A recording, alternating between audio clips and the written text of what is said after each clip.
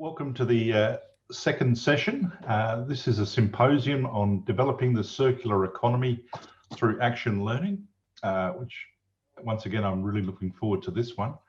And it's going to be Genevieve Cother from BALT, and I apologise in advance, Monika Koncz-Mackenzie from the Ellen Macarthur Foundation. Now, I had no idea what the Ellen Macarthur Foundation was, so I decided to look it up, and yeah, what a fabulous organisation. So I'm really looking forward to hearing this. So Genevieve and Monika.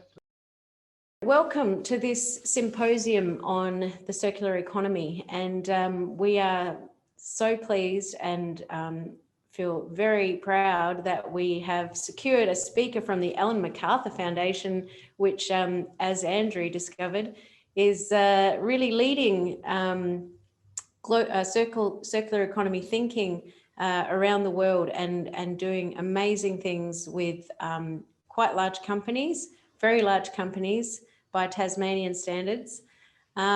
Whereas I'll be presenting tonight on a program that we delivered here in Tasmania for small to medium-sized businesses. And in Tasmania, a small to medium-sized business is a business up to 200 full-time equivalent employees, which is pretty much every business in Tasmania, although Bell Bay Aluminium, I believe, is about 400. Is that right, Bill? It's about 500. 500, okay. So massive, massive. Maybe you should be working with Monika, I'm not sure. So without further ado, I'm going to present the Business Resource Efficiency Program. We're also very pleased to have some of our participants from the BREP program here with us tonight. And Anna Robertson from Bristow Lavender, Greg Hillier from TasTAFE, the Drysdale Training Restaurant. And I note that Fiona Turner's with us as well, which is great, from Jinglers Creek Vineyard and Bitwise Agronomy. So I'll be presenting a little bit about each of their case studies. But first of all, I'm just going to take you through the program and how it ran, and give you some insight into the things that I learned from delivering an action learning program about resource efficiency. And then I'll hand over to Monika. She'll give you the global view and large enterprise view of these sorts of programs. And then we'll form a panel with the participants from the BREP program, Monika and myself, and you can throw questions at us. So we'll have plenty of time, I'm hoping, at the end, if I don't talk too much. And so hopefully we can get a great discussion going. So the Business Resource Efficiency Program. This program was based on a program that we had done previously for small to medium-sized businesses up in the northwest of Tasmania. That program was focused on business growth and creating jobs. And it was very effective, but quite difficult, as I can see you've all been talking about this throughout the conference so far.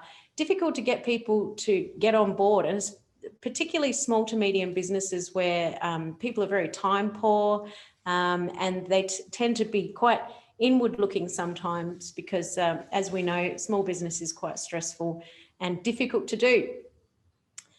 So the competitive SME program that we ran in 2018, Bob facilitated that one for BALT. The Tasmanian government came to us and said, we'd really like a similar program, but focusing on resource efficiency. And I don't think they quite knew what they were asking for, but we went through the process and we designed a program similar to the competitive SME program. And I'm going to tell you what that looked like, some of the outcomes that we got, particularly through the case studies, and some of the things that we observed as practitioners and facilitators of action learning throughout the program. So the objectives of the BREP program. These were the objectives that the Tasmanian government set down for the program. The idea was to help Tasmanian SMEs or SMEs reduce their consumption of resources and minimise their waste streams. They wanted to reduce operating costs and drive productivity gains for SMEs. And that objective was really based on the idea that people wouldn't be attracted to the program unless there was some sort of cost incentive to do so. And provide SMEs with practical and tailored information regarding ways to improve their resource efficiency. And as the Premier mentioned this morning, we created a range of resources which are available on the Department of Premier and Cabinet's website through the Tasmanian Climate Change Office. And included in that package of resources is actually some fact sheets and videos on how to establish self-managed action learning sets, which was something that we were very particular about including. So BREP, in the end, we had 11 businesses forming 3 action learning sets across 2 regions of Tasmania. Now, if you're not from Tasmania, you may not realise how important the regions are here. If you're from a region, you belong to that region and you don't venture out into any other region or collaborate in any way. But BALT likes to go against the grain on that one. But in Tasmania, we have the northwest, we have the north, and we have the south. So this program was only run across the north and northwest. And we had 2 sets in the north and 1 set in the northwest. So these pictures here of these lovely people, up the top here, we've got the northwest set, and down the bottom, we've got the collective northern sets. And you can see Anna there in the purple floral skirt, and Greg is the second from the left in the blue shirt. So you'll be meeting them later. So each business focused on identified opportunities over a 12-month period.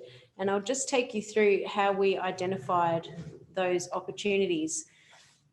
This was a really long program, and the action learning part, the action learning program was only ran from April to November in 2019.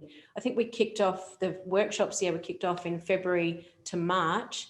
But before that, there was this long lead-in, which included consultation with as many people as I could talk to, lots of business networks, industry associations, pretty much anyone who would listen, to see what small to medium-sized enterprises really wanted from a program like this. What were they looking for in terms of resource efficiency initiatives? From there, we did a seminar series, and we used the seminar series really as an opportunity to raise awareness about the program and to try and attract people to the program. But the seminar, each seminar was based on some sort of resource efficiency initiative. So we did one on clean, lean and green, which was applying lean for sustainability outcomes. We did one on industrial composting, one on optimizing supply chains for sustainability. And the 4th one, what was the 4th one on? I can't remember. But it was, it was on the circular economy. So just explaining exactly how a circular economy works as opposed to how we operate at the moment. Then July to December was the worst time of my life. In 2018, I did a lot of dumpster diving, looking in bins, counting, and generally, and writing a lot of reports. There was a lot of reports to write. So these waste audits, the idea was that we would do a waste audit and we would identify opportunities for improvement that could be used as the basis for an action learning project.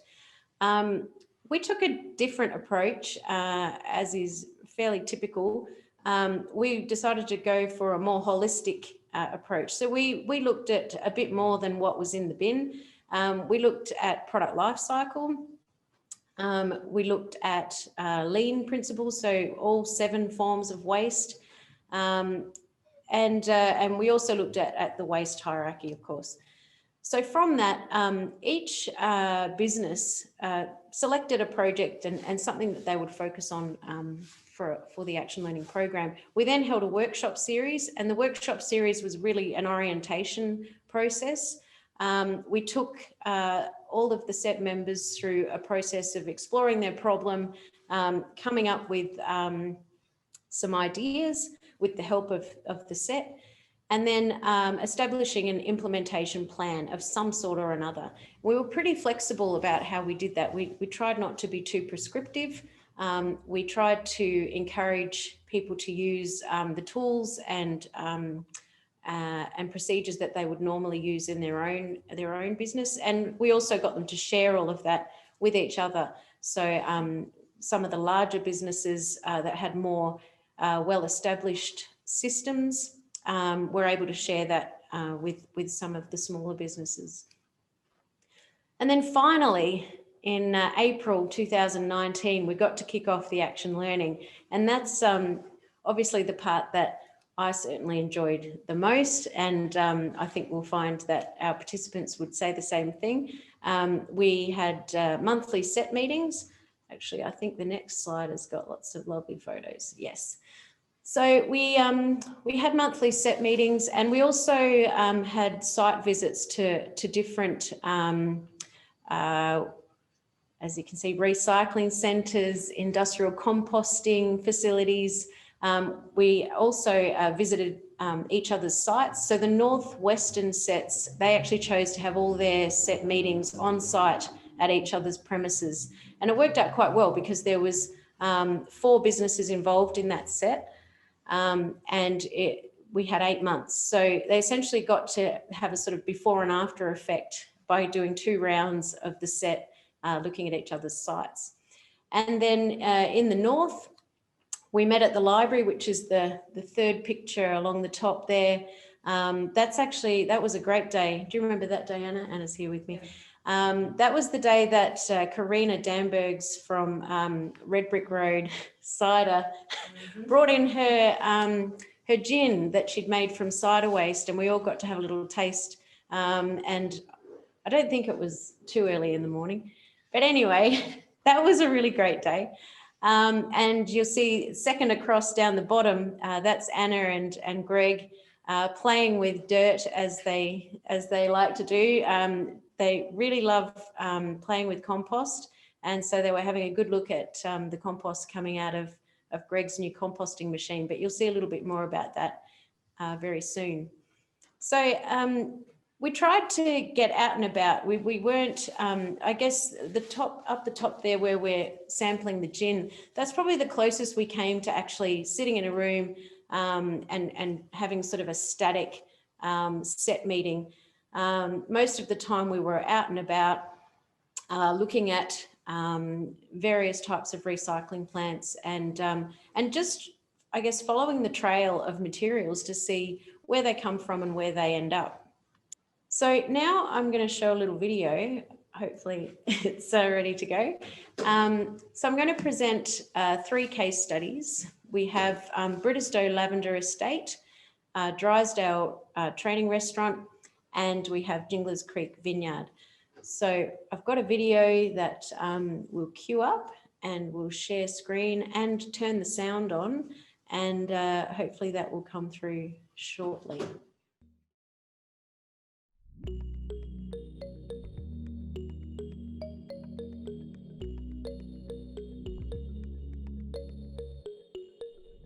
Britisdow Lavender Estate is a lavender farm and a distiller of lavender oil. It's also a very popular tourism destination and receives thousands of visitors per day during the summer months when the lavender is in bloom. Anna Robertson, the production manager at Britisdow Lavender, undertook a project to evaluate the effectiveness of composting methods that had already been trialled and to look at the adoption of larger scale resource efficiency strategies across the site. The company was focusing on reducing food waste, but soon discovered that primary packaging was actually a bigger problem.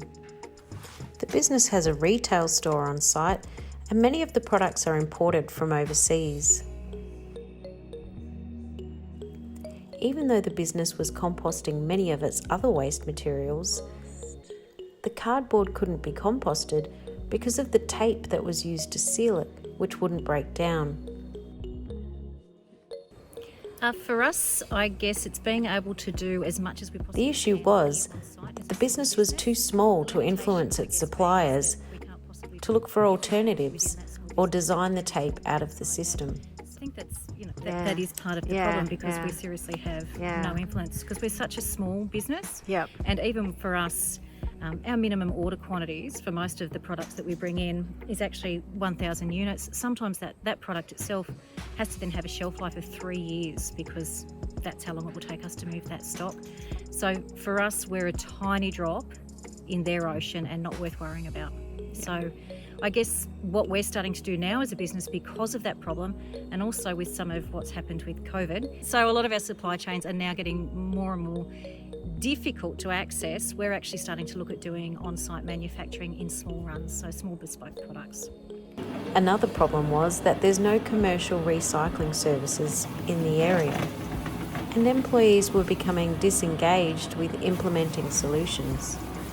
The purchase of a new toy, a cardboard perforating machine, meant that the business could recycle its cardboard waste and use it as a substitute for plastic bubble wrap in its own packaging.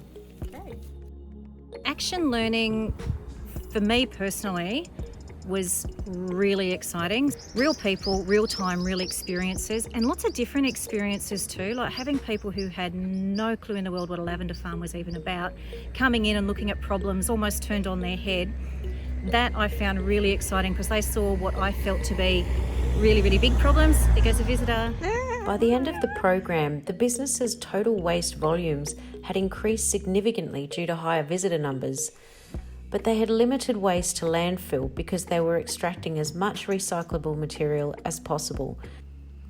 Employees began to take ownership of the program and instigated some of their own initiatives. Being able to be involved with people who had no understanding about what a lavender farm was, getting their inputs, because they turned almost every problem that I had completely upside down on its head, pulled it apart, and in many instances, what I felt was a really overwhelming problem that I couldn't see the end of, all of a sudden it was broken down into tiny manageable units, which I would never have been able to do on my own. So that interaction was really cool, and I made some amazing friends along the way.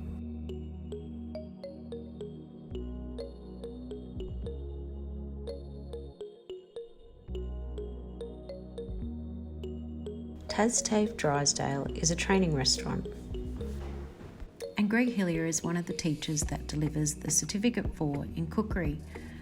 Greg wanted to establish best practice internal processes for waste management and small-scale composting. To complement these processes, he wanted to develop a training strategy for students undertaking a Certificate 4 in cookery.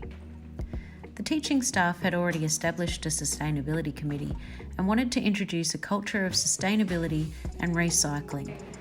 A successful grant application provided funds to purchase a composting machine. Greg's main issue was that he hadn't really managed a project like this before, and he didn't know what was really involved in commissioning the composting equipment.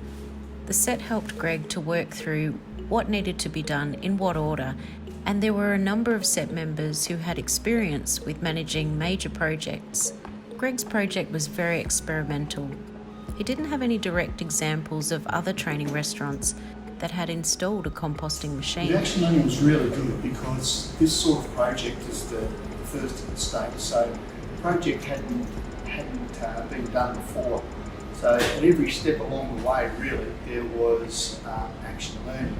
There was so much we didn't know, so much that we needed to know, but didn't know how to go about it. So it was a constant cycle, really, of try something, check it, go back, try it again, check it. And it was very multifaceted too, dealing with external stakeholders. It took a long time to get the machine installed, and the day that it went in was pretty exciting. Greg completed a Certificate 4 in Sustainable Operations as a result of the work that he did during the project. But at each stage along the way, the action learning from our meetings would provide a couple of things to either research or to go and check on or actually do. And it may only be a couple of little tasks, but they were always quite significant. And having groups of people, travelling that same journey meant that they could see it from a different perspective than what I did. Sometimes I was too heavily into it to see things that maybe they could see that were oblivious to themselves. Greg was really keen to close the loop and has been working on setting up a kitchen garden where the compost can be used. However, what he discovered was that the material that came out of the composter couldn't be used directly on the garden without being conditioned with other ingredients. By the end of the project, 80% of food waste was being put through the composter, but now the challenge is to find what to do with the compost.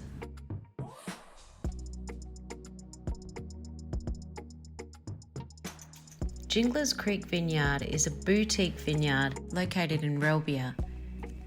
Fiona Turner, vigneron and founder of Bitwise Agronomy, an agtech startup company, wanted to take on a project that would combine her two favourite things, wine and technology. Her project was an opportunity to learn more about drone swarm technology. Each year, just as the fruit is ripening, a small team applies approximately 2 square kilometres of polyester netting, which needs to be replaced every 7 years.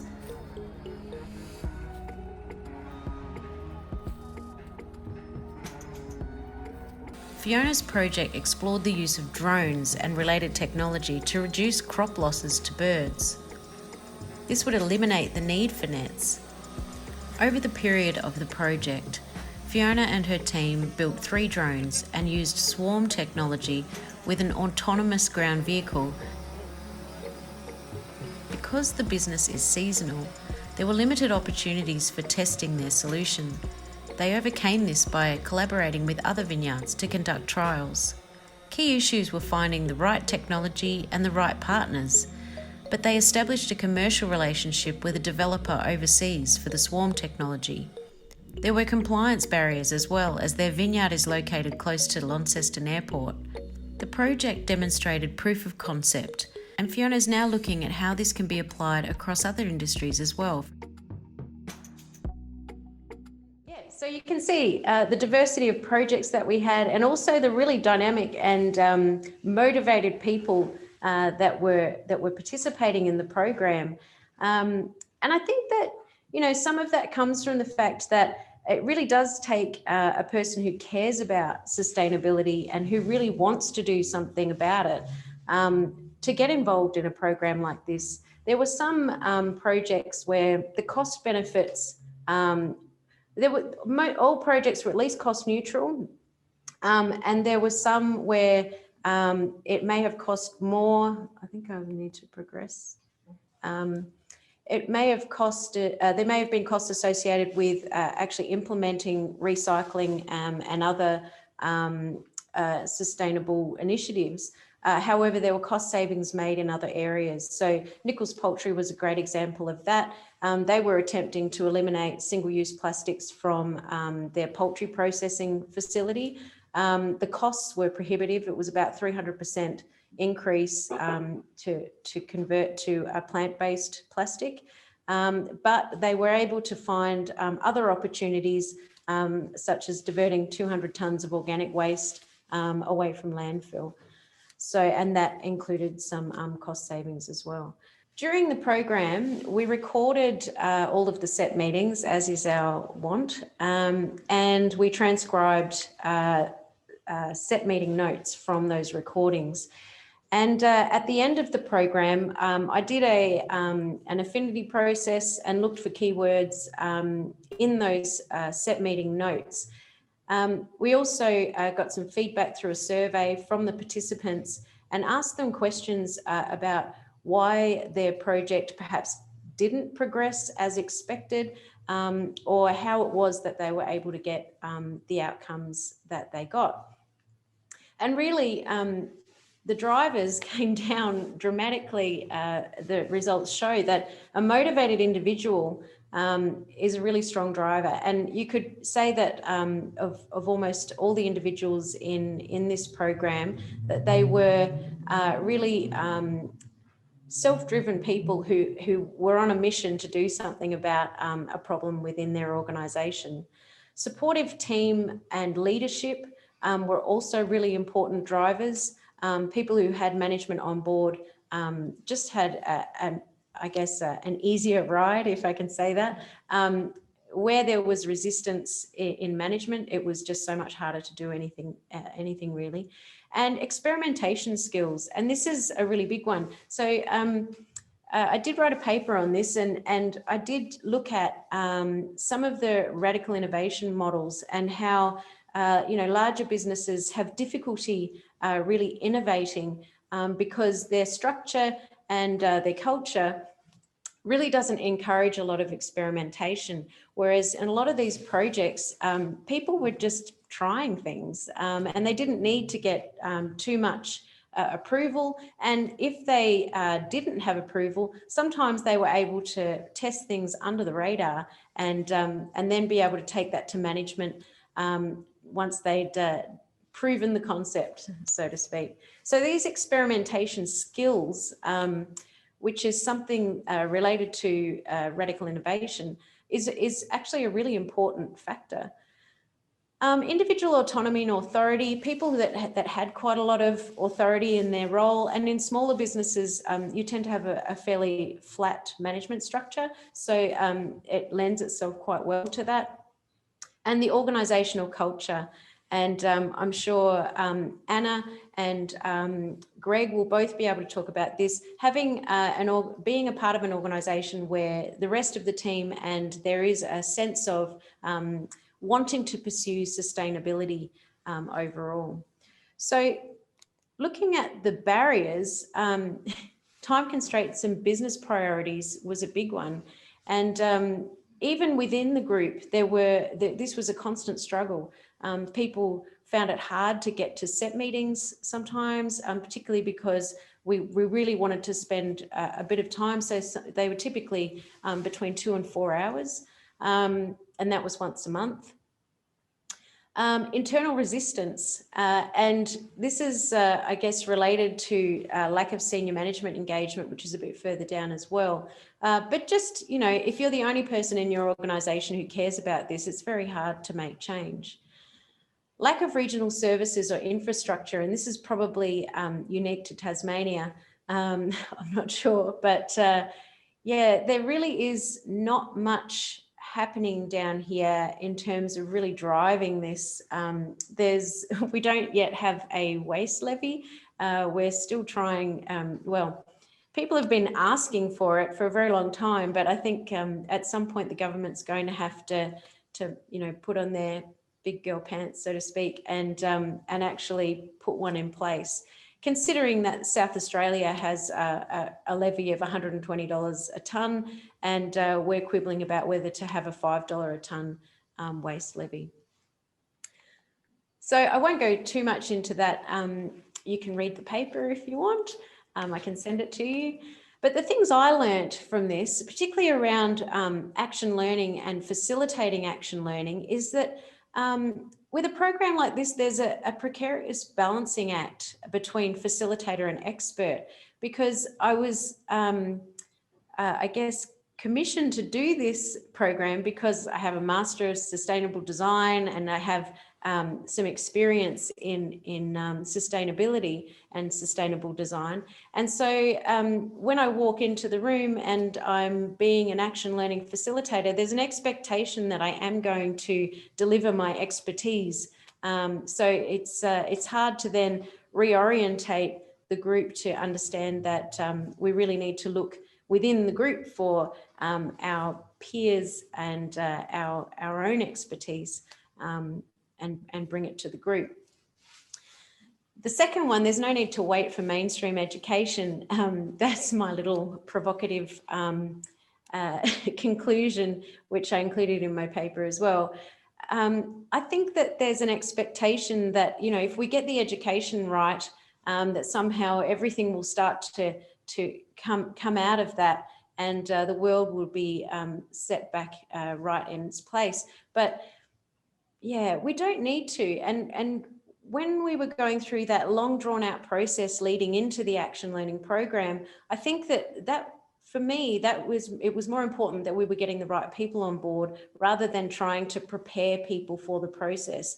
People could have come in cold, and a lot of them did because they didn't come to the seminar series. The first time they engaged with the group was at the workshop.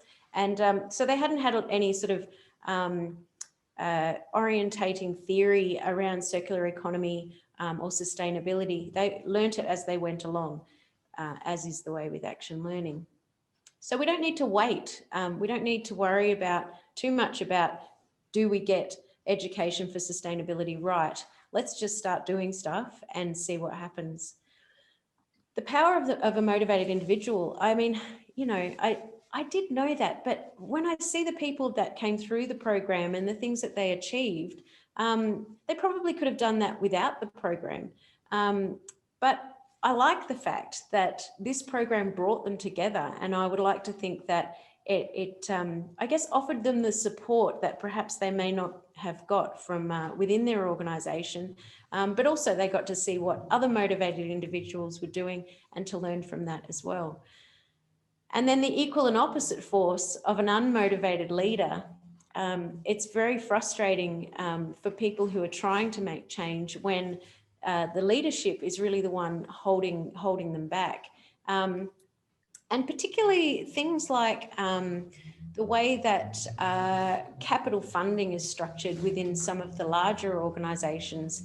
They really don't allow for anything outside a certain category of investment. So that can be really frustrating for people when they're trying to make changes like this, or, you know, to create innovation and to, you know, pursue ideas. So that was something I learned from this program. So at this point, I'm going to stop, and I'm just going to say, if you could write down, if you've got any questions, make a note and or post them in the chat, because we are going to have a panel later, and I'd really like to hear your questions and understand what I perhaps haven't explained, some of the mysteries that you want to uncover about how this all worked and what we did. So I'm going to hand over to Monika now, if that's okay, Monika. Great, yes. Excellent. And I believe Andrew's already introduced you to everyone, so I'll just hand over, and thank you very much. Thanks, Jen. That was really interesting, really great to hear, and made me think a lot about how that's different or similar to what I'm about to share. So let me just share my screen. Yeah, so thanks very much for inviting me, Jan. I'm really, I logged in yesterday already to a session, and the agenda for this conference really looked very interesting. So I'm sorry it's such a difficult time zone for me, otherwise I would have liked to attend more sessions. Yeah, my name is Monika Koncz-Mackenzie, and I work for the Macarthur Foundation for the past 3 years. And the foundation and I'm based in the UK. The foundation, in fact, is based on an island called Whidbey Island, just the very tippy south of England. And I'm leading the professional learning and employee engagement work with our strategic partners in the foundation.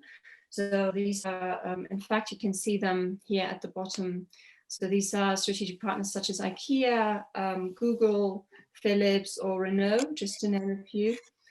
Yeah, and I'm going to share with you today some of the experiences which we had of applying the action learning approach over the past 2 years. But before I do that, I just wanted to give a brief introduction of what the Macarthur Foundation is doing, and in short, I will name it EMF because it's a bit of a mouthful. So let's have a look. So the foundation was founded 10 years ago. In September, we had our 10th anniversary, and works with businesses, government, and academia to build a framework for an economy that is restorative and regenerative by design. So we are our mission is to accelerate the transition towards a circular economy, and the foundation does that by developing and promoting the idea of a circular economy, working with and inspiring, as mentioned, businesses, academia, policymakers, institutions around the world. So we are active in North America, in Latin America, in Asia and China quite a lot, and Europe, and also a bit in Africa, or increasingly so in Africa as well now. So the foundation is widely recognized for providing both pioneering global thought leadership on the circular economy, and also for its innovative approaches on system change. And that is being done. So we work with institutions, with businesses and academia, as mentioned, but we also have a program that particularly looks at what we call systemic initiatives. So we have 3 distinct systemic initiatives that we've launched to approach the scale of the circular economy. And these systemic initiatives focus on key global material streams, such as plastics, fashion, and food, with the aim to redesign this entire system.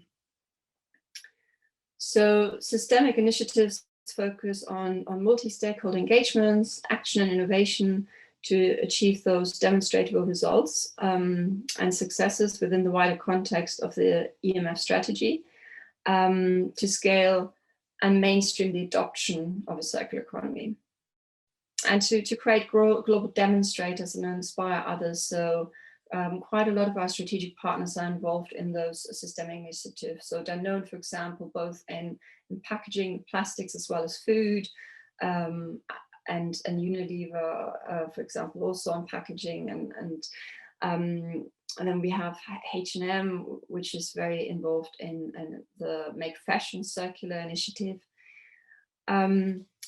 So before I move on, just a quick recap, a mini intro to what is a circular economy. So our current economy, we call it a linear economy. It depends on taking material out of the ground, producing them, and wasting them. It's making stuff, and most stuff, as you know, is sort of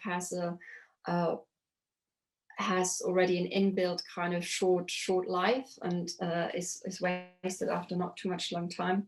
But it's also the behavior that we find. For example, I think the average lifetime of a piece of clothes is, I think, about 6 months in the developed world. Here are the 3 principles of the circular economy: designing out waste and pollution, keeping products and materials in use for as long as possible, and regenerating natural systems. So the question that is guiding my work in the foundation is, how can we most effectively educate and skill up our partner organizations to move towards a circular economy? I do say partner organizations because that's my role, but ultimately for the foundation, it's any business, it's any organization, not just businesses, but obviously also governmental institutions, academia, etc. And secondly, how can we do this in a scalable way without EMF having to be instrumental in the educational upskilling activities? So just to give you an example, when I speak to our strategic partners, and some of them have 300,000 employees around the world, they want to move fast. They have big ambitions to realize their circular economy targets, and they want to educate about 30,000 employees within the next sort of 6 months, or ideally all, for example, IKEA, all of their 300,000 employees as soon as possible. So how can we best do that is often a question that I'm hearing.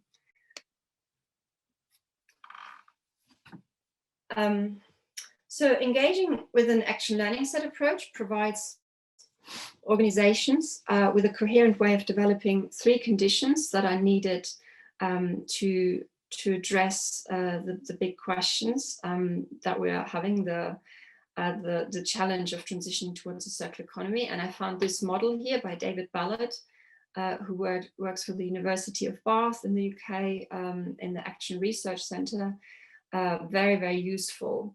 So this model here shows how all these three conditions need to be there in parallel to address change. Awareness is having the contextual, theoretical, or conceptual understanding of a circular economy.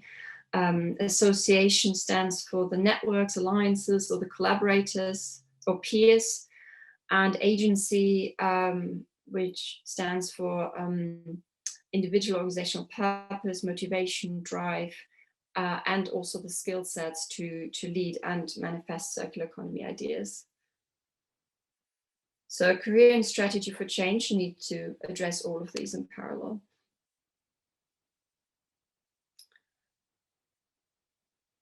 Sorry. So this was so the first time we ran an action learning set approach in that was about 2 years ago.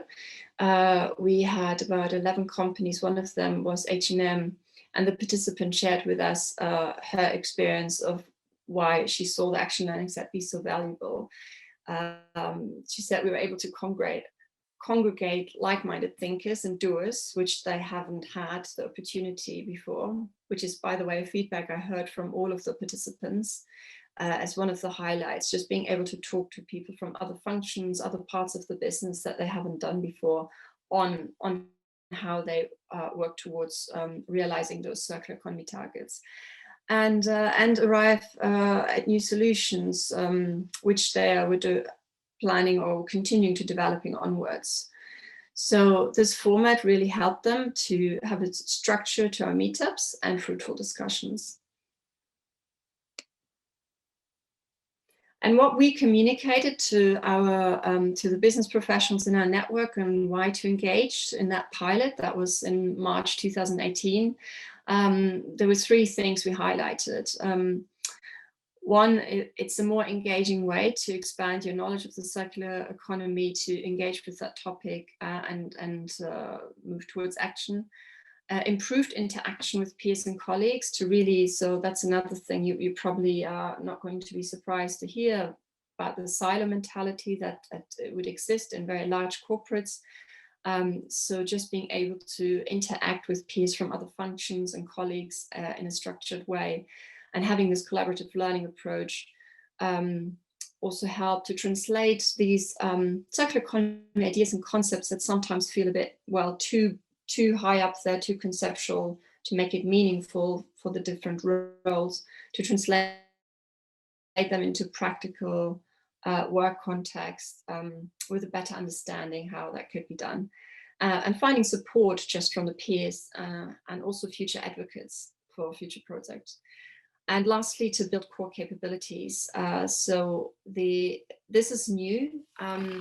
The circular economy is, has not been implemented yet in a particular country, or so it's novel, and we need to build those capabilities to generate solutions out of our own context, because every context is different, every industry is different. And so the action learning set approach is a great fit to create those new circular economy inspired business opportunities. And these were the 5 areas where I could say we have experimented with an action learning approach so far. So I already mentioned the pilot in 2018. We then subsequently, so I'm going to say more about each of those in a minute, but just to give you the broad overview at the moment.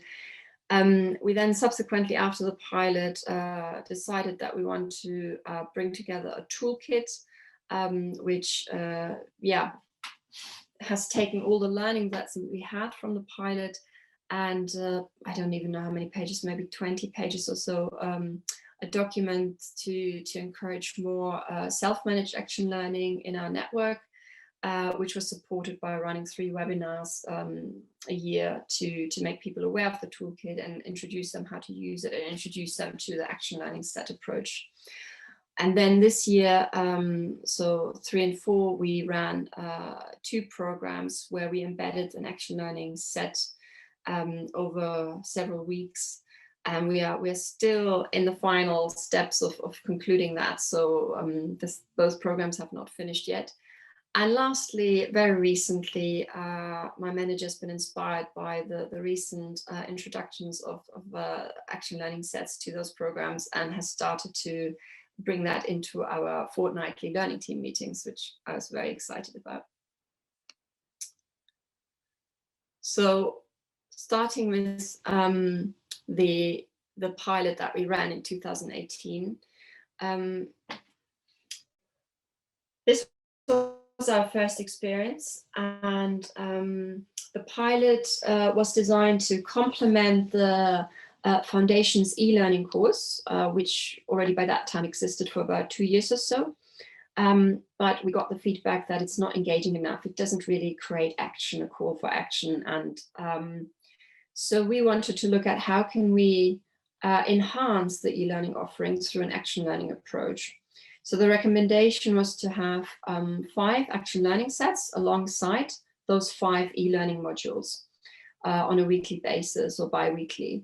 And we from EMF's side managed the registrations for that. So we enrolled different companies to attend, and then let them self-organize, ensured that there's a host. And then they ran those programs. So the first one I hosted, and then they ran the subsequent ones themselves. And by the end sent in their key learnings and insights to the foundation. So here in more detail, we had a total of 80 participants from across 11 organizations and from 8 different countries. So some action learning sets were run in 5 different languages. And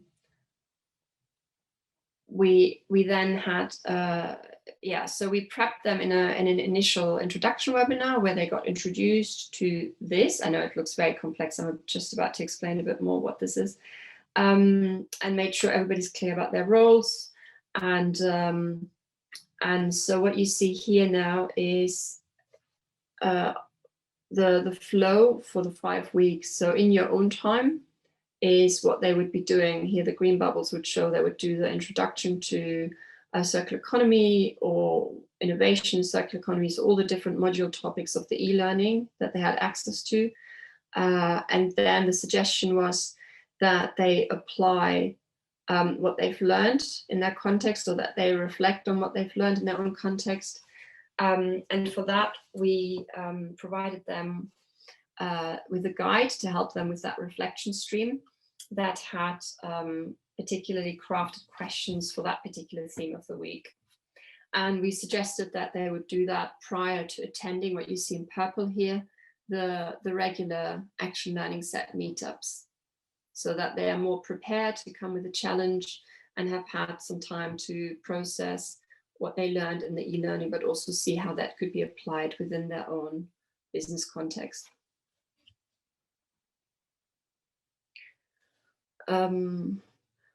Right. So the feedback that we received was that it worked really well to gather cross-functional persons together to discuss the varying challenges, and also the opportunities that we face when working towards a circular economy. And yeah, just stressing the point again that we heard a lot, that a lot of the professionals that we've worked with have rarely the opportunity to come together from across a different company. So that was really one of the probably most valuable aspects. But it was also a great way to connect people from different parts, connecting the dots, seeing the more systemic picture of what's happening in the organization, and share learnings. Yeah, and so this particular participant thought it was a really necessary addition to the e-learning in order to make the content relevant and actionable for that company reality.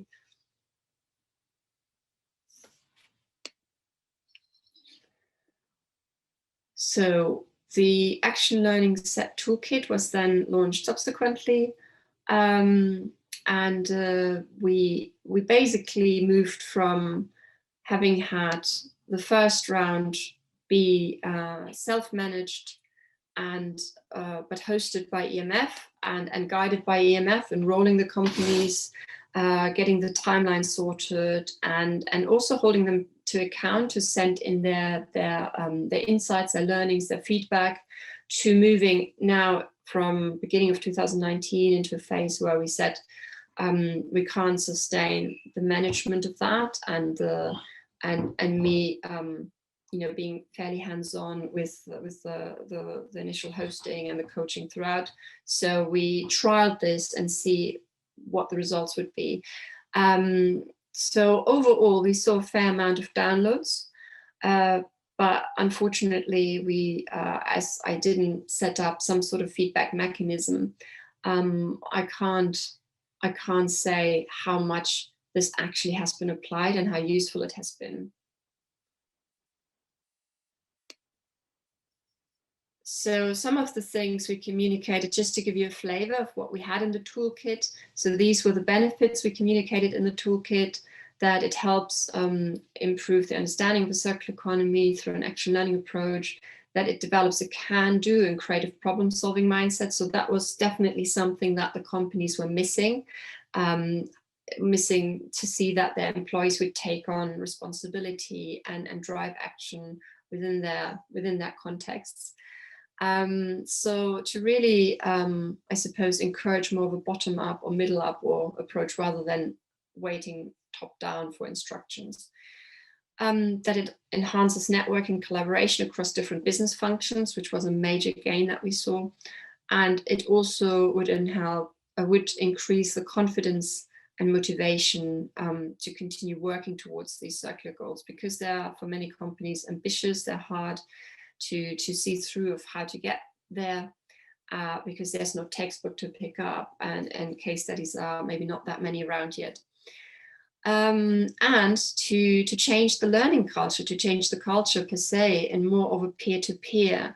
A lot of companies still have maybe a more traditional approach to learning, where you're waiting for an expert to come and tell you what to do, maybe. So the sort of idea that you can maybe generate some thinking and solutions yourself, and do that with your peers and develop that trusting relationships with your peers, is definitely something we try to encourage.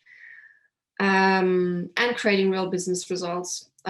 So that was the last one.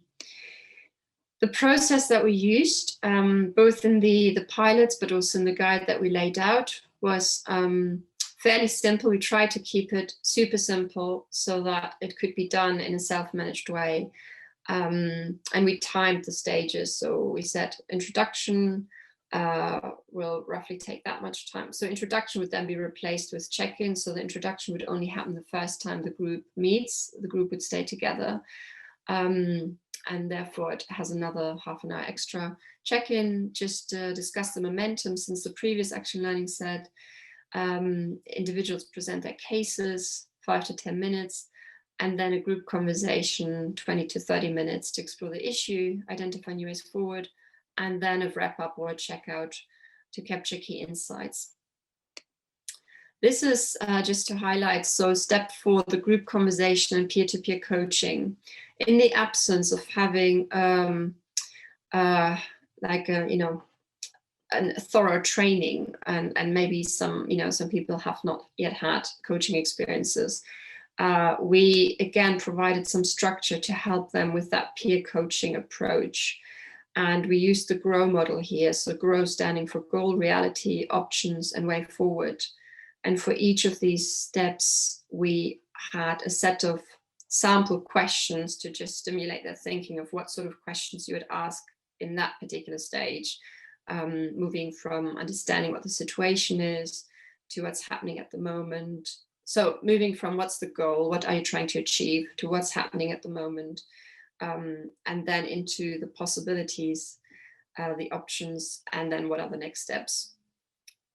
So for each, in my particular 1 hour introduction webinar, I had several slides on explaining how to ask good questions, how to, you know, the role of the host, and going through the GROW model in much more detail. Okay, moving on, and then I have about 3 slides left, so I'm getting to the end very soon now. But yeah, moving on to 2020 now. So we have the Linear to Circular program is, I think, roughly in sort of 2 months program that selects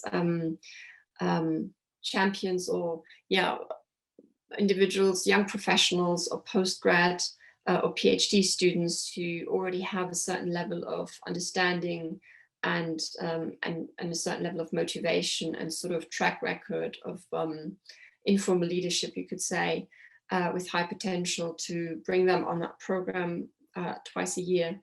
And we had for this round 180 participants. For the first time we ran that virtually, so from pretty much every part of the world, but primarily Europe and the US. And as they came out of the phase 1, which was all about understanding the concepts of the circular economy, they went through a webinar series. The second phase was all around a project that they would work on related to the circular economy. And we offered the action learning set approach alongside their project work.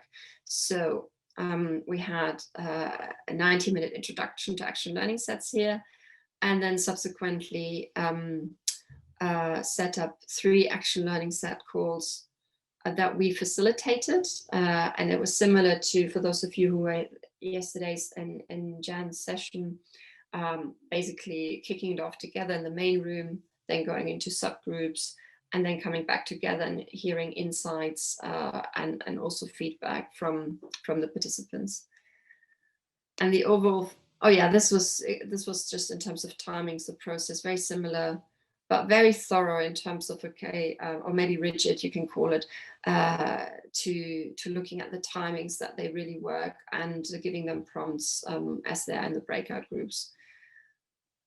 And the feedback, well, this was really, this came out of a call last week, which was really positive. So he's a business owner based in the US. And he said, my founders and I have been dealing with these challenges for a while, but addressing them through this approach, all sorts of new ideas have come up. And he was really delighted because it completely changed his thinking. And overall, people really appreciated the difference that it makes in asking good questions, but also acknowledged that, you know, they would still need to practice quite a bit. It's not easy to stick to asking questions. People want to give advice, and they still feel like they need to learn how to do so, how to ask good questions. They realize that it's important to come prepared with your challenge question, be able to present that in a concise way. Having a host and the timings really worked. But they still struggled with scoping the challenge, so it doesn't end up being too broad. And and that's something that we heard persistently. So there was an ask for EMF to role model also how the interactions, how would it be done? And but overall, we had a lot of positive feedback saying, you know, we love the session, and that's my favorite in the program, those Wednesday sessions. So that's really positive and encouraging. The Circular Economy Advanced series is a 5-week program, each week focusing on a different topic for senior circular economy leads in companies from different industries. So this would be from our network, whereas the previous program was open, from anybody could apply to that program. And that meant they brought already quite a in-depth level of understanding on that topic. We called these collaborative sessions rather than action learning to maybe make it more accessible in language for people. And the only introduction they received here was just a recorded session, not demonstrating it, but just talking them through the main idea, what this is about, and a mail out again, highlighting some principles, highlighting the process and the timings. And then they ran 60-minute action learning sessions each Friday. So at the beginning of the week, they were sent a pack to watch, to read around that particular theme. And then at the end of the week, they had the collaborative sessions. which were meant to be related to that theme. Weren't always, and groups of 4. So the difference to the previous one, one person would have had maybe 20 up to 25 minutes focused on their challenge. In this particular approach, every week, every person would get to address their challenge for 10 minutes. So it's about 1 minute presenting, and a 1 minute intro, 2 minutes presenting, 8 minutes talking about the challenge.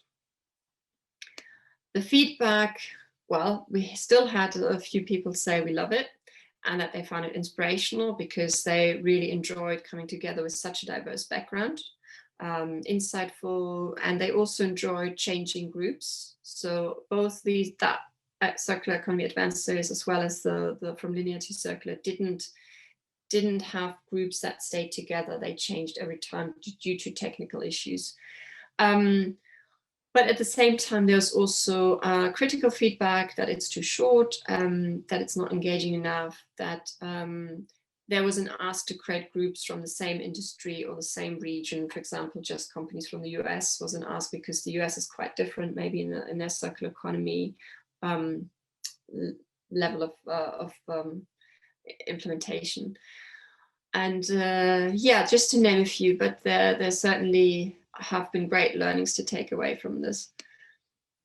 And finally, things I learned from the pilot early on 2 years ago that more experienced professionals did much better at action learning sets than younger professionals who needed a lot more hand-holding, that hosting the first really helped to kick off things, and that it's also important to weave in more time for reflections. And so there's a reflection for me to think about whether I would like to, I suppose increasing the time to 90 minutes to make room for that time for reflection within an action learning set, rather than encouraging participants to do that in their own time, which I have done so far, but I'm doubtful they have taken the time. So by just showing them the benefits of what it would be like if they did take time for reflections, it might help them to develop that practice after the action learning sets themselves.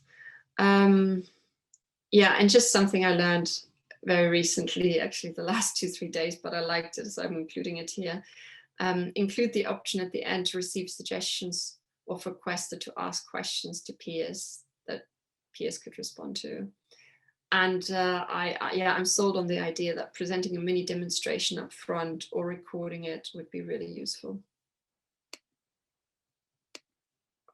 Okay, so do you have any questions? I'm aware that I've had quite a lot of slides. That's great. Yeah, we're just setting up here and we'll get a forum going. Thanks, Monika. That was amazing. Thank you so much. And so many questions. I guess I should introduce the panel first, and then we can open it up to the rest of the group. So obviously you've met Monika and myself. On screen here, I'm not sure if everyone has the same, but I'm sure you can tell the difference between Fiona Turner and Greg Hillier, hopefully. Welcome. So Fiona Turner, obviously from Jinglers Creek that you saw in the video earlier, and Greg Hillier. And here with me in the studio, I have Anna Robertson.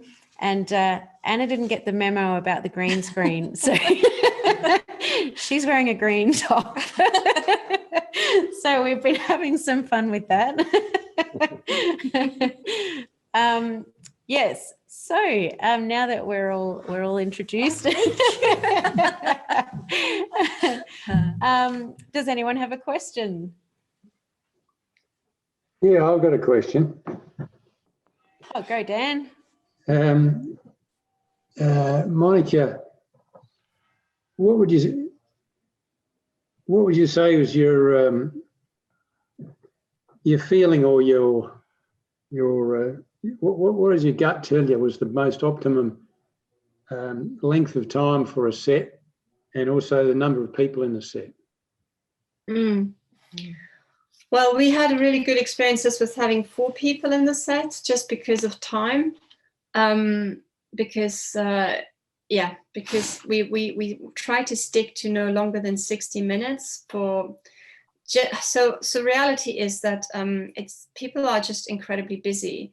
And even for the first pilot we ever ran, to just recruit people was not an easy task. And I had to pull a lot of personal relationships with people to sort of, just go for the experience and try it out. So given the 60 minutes sort of, I suppose, boundary, which, I'm happy to challenge that further because I understand the benefits of increasing it. But for people, and then I'm still coming out of this experience that we just finished. So next week is the last action learning set in that series of 3. So having 40 minutes where the group is with each other turned out to be, to be workable. And if they get more skilled at it, then the time is probably sufficient. And having said that, the more I learn about different ways of people applying it, where they spend whole days together, I feel terribly wrong to say that. So, but within our context, it's what we can do. Right. Thanks. I've got a question for some of the participants. After having gone through action learning as part of the BRAP, was it? Sorry, I can't remember. Yeah. Do you plan to, or have you looked to use action learning for other initiatives? Do you think it'll become part of what you do or how you initiate change? That's a great question. I'm going to mute. I'm happy to speak on this one a little bit. I come from a heavy agile world in the software development side of things. So in terms of the, iterations of work and lessons learned and sort of brainstorming and everyone coming with a, equal opportunity to talk within a Scrum meeting, no matter where you are in the business, some of those things was good. But I think one of the biggest things that I find myself doing now that I take from it, which is particularly good in the innovation space and the ideation and discovery space, is that qualifying your thoughts against other people and other businesses to have their perspective, not just from the same areas as yourself. And so that's sort of key for me now, that I'll bring that into our ideation process to talk to other businesses from other walks of life. I think that's really important. Does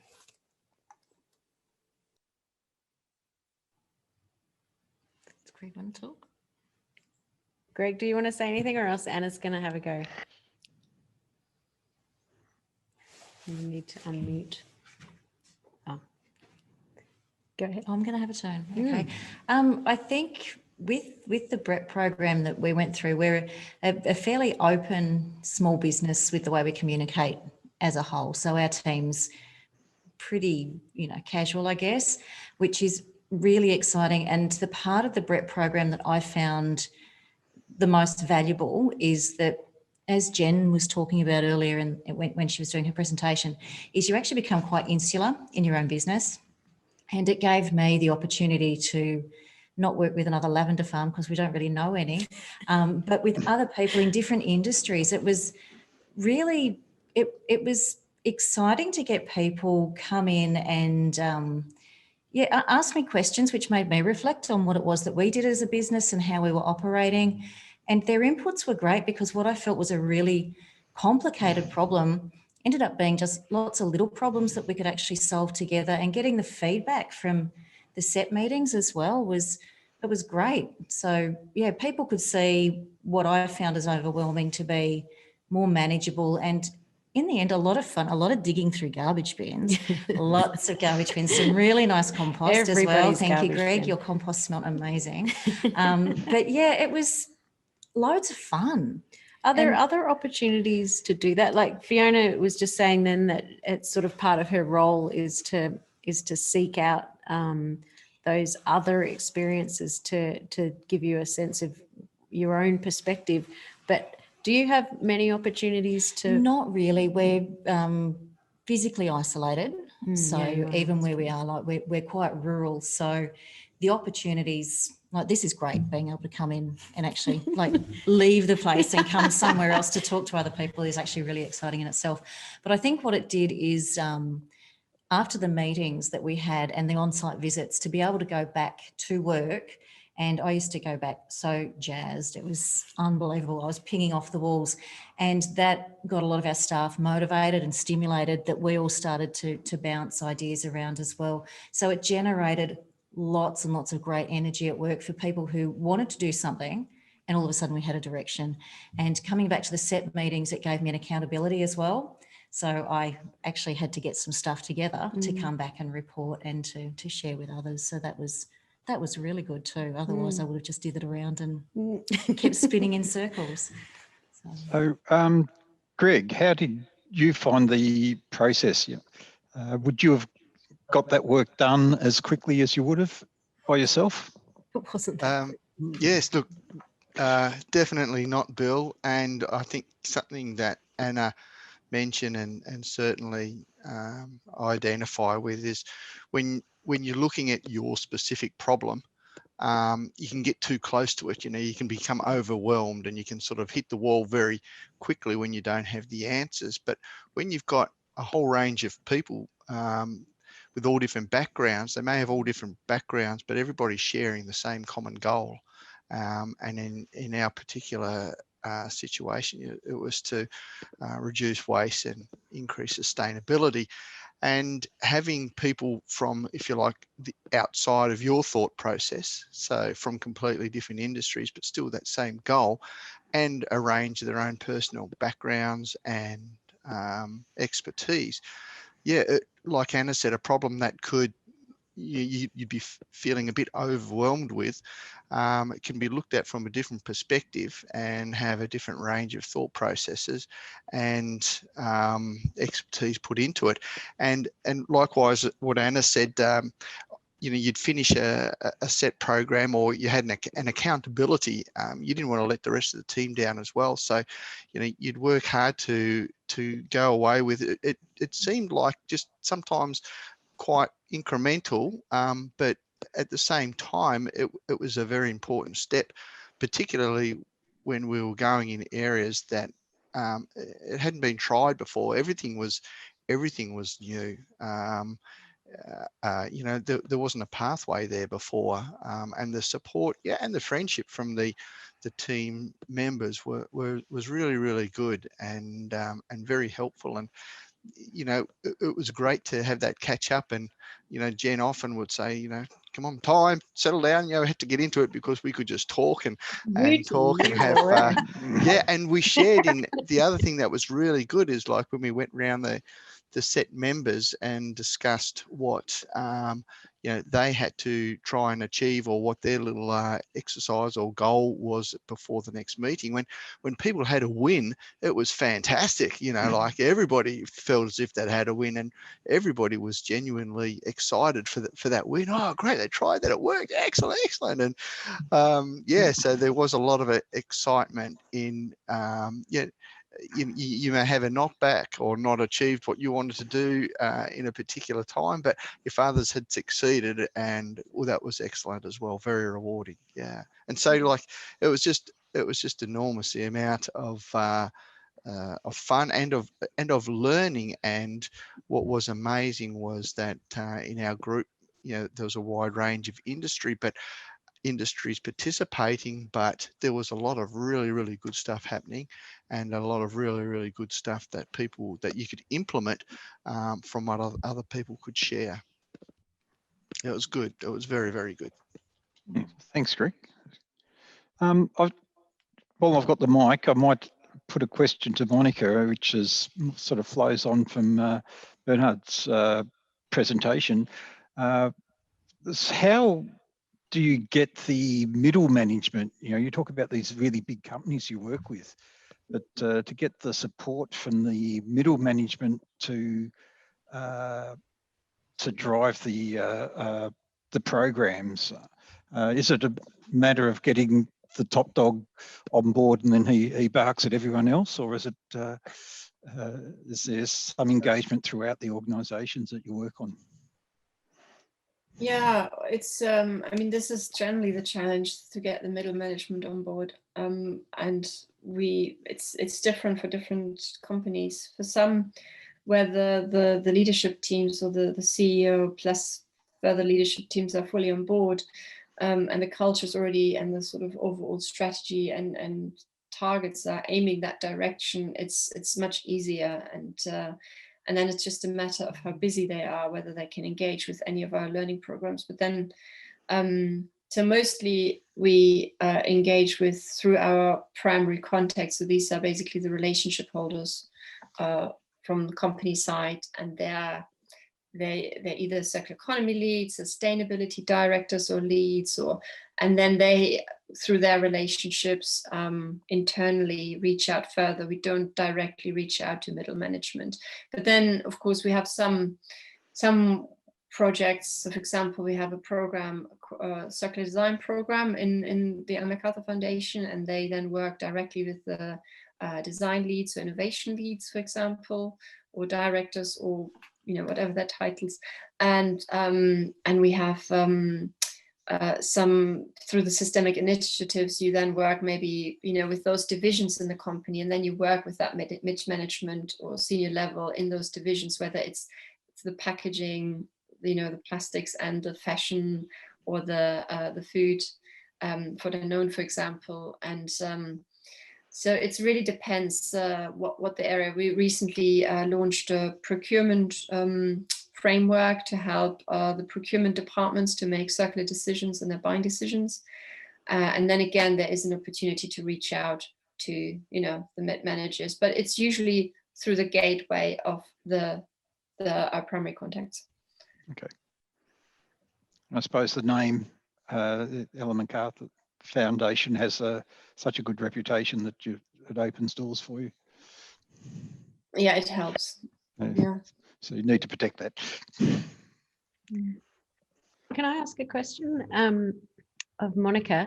Monika, do you think that, or is the vision, or is there any indication that it could happen that working with these larger companies, there'll be a sort of trickle-down effect for businesses like Brittisdoe, where some of these products that they really just have to accept because there's no, they don't have an alternative. Do you think that eventually it is going to trickle down from the sorts of organisations that you're working with? Yeah, I think it will. So we also work with emerging innovators, and so we somehow seem to skip the kind of medium-sized companies, and which it's not a lack of interest. We see the huge importance in SMEs as well. It's just a lack of maybe internal resources and somewhere we need to focus, and that's where we sort of started. But so there is through our we have twice a year we have these networking and we call it acceleration platform, even though this is all very jargony, but basically an opportunity for those different businesses to come together, where the emerging innovators and the large corporates, as well as the government institutions or local authorities and academia meets. And that is sort of the kind of prime time to come together and work on projects with each other. And also the opportunity exists in the systemic initiatives to come together. So I think by having some sort of lighthouse projects or beacons coming from the corporates of what they have done, the larger size ones, I think it probably will have an effect, but it might not be instantly. There's still a way to go, I think, for that all to be very sort of mainstream. But just in the last year, the publicity has increased. The great stories David Attenborough narrated our most recent campaign on reducing plastics and packaging, and that was so there are different highlights, and I think it helps to just bring that more into mainstream agenda and into just SMEs agendas as well. Yeah, I'm not sure if that tops the Tasmanian Premier opening our conference, but So is there any other questions from the group before I start hogging Monika? I have a question, yes, for Monika. It's within the project that I did here. you know, sustainability and resource efficiency. But basically, in order to get something going forward, we really had to present a business case. You know, the dollars speak. Do you find there's a similar situation for you, that unless you can show a way the company can make money by implementing the circular economy, they're really not interested in the, you know, doing it for the, you know, the goodwill of everything? But if they can make money out of it and implement it and then wear the badge of, you know, circular economy and sustainability, then they're happy to do that. But it's the cost savings, the money side of it, that really drives them. Yeah, there are a number of factors that drive it, and cost saving is one, or new revenue generation, because Streams. it's, you know, new products, new business models, allow for new possibilities, and particularly startups can show that there's some great stories of completely new ways of doing things that can create a whole new business model. We are not. I mean, we have published so many reports that talk about the benefits for business, the benefits for economy, and I wish I had prepared a little fact sheet that I could just pull out with the numbers. But, you know, I remember the savings for the European economy were, I think, in the trillions, and I think 1.3 or so. I don't have the figure in front of me right now. And Renault did really well through remanufacturing parts and they were, you know, within the car industry, just really providing a great role model of how, you know, cost savings can be achieved, but also, I suppose, yeah, there are. So cost saving is the usual one that I think would stick out, but it's not just cost saving. There is on our website, when you click on circular economy at the top, it leads you to the Learning Hub, and it has a section. There's different mini online courses on different topics, but one is on pitching the circular economy within my business, and it has information like the key facts, but also like guidance on how you can pitch it internally, and a slide deck and literally session like outlines on how you can approach difficult conversations to pitch it. So what we're not doing, we're not helping actively like a consultant would to create a business case. What we are doing is providing information through our research or through like educational material that we have on our website, so that companies can create their own business cases. Wow. And some companies don't, then they're far beyond that stage. They know, they see the value for different reasons. And some of our partners, I'm afraid, they still need to, we work more in a sort of certain bubble within the larger corporate, and they still need to do a lot of internal selling. And I guess I've found that, you know, culture's everything. Once people start to see, and imagine in bigger businesses, that the other players are adopting these models, and they want to be seen as, you know, being a part of it and heading the field and doing their bit at, the culture really draws people in, doesn't it? Yeah, it does. Okay. Unless there's anyone that desperately wants to ask a question, we've reached time. I would like to ask a quick one. Based on the experience of all of you in the panel, in an action learning set meeting, what do you think is the optimum time to spend on each person's problem?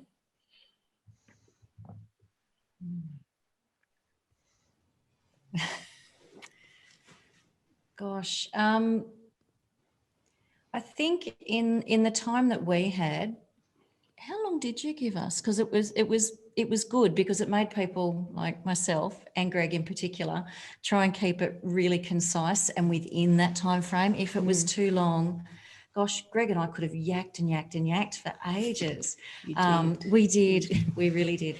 But yeah, having tight parameters was really important for us. I think it was 20 minutes. 20. Yeah, 20. That sounds about right, and it did really go pretty quickly. But there's a benefit to that as well, and that is that, you know, it does put a set of urgency on it. But it gave us enough time to really think things through and process what we were talking about at the same time. I think without that, maybe we wouldn't have got as much out of it, because we were able to, as we were talking, actually continually reflect as we were sort of chatting away and then redigesting what it was that we were saying as well. So thinking on the hop and being able to verbalise while we were thinking was really, really important, because it gave the other set members that opportunity to see what was actually going on inside our own heads.